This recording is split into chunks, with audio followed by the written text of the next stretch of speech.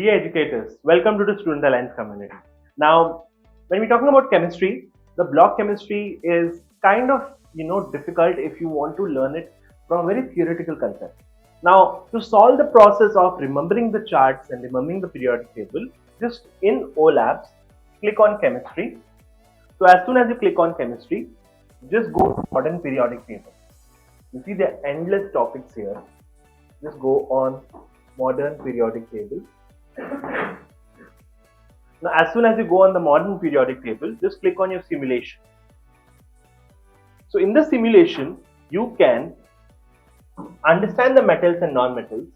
In that also, you can understand different types of elements. For example, the halogens and the noble gases, the lanthanides and the actinides, which are basically the inner transition metals, the metals, the radioactive elements, and the non-metals and metalloids.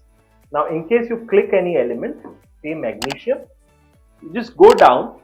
It has the atomic number, electronic configuration, mass number, state, group number, melting point. Imagine if every element study could be done this detail, chemistry would be nothing but a piece of cake. Thank you so much.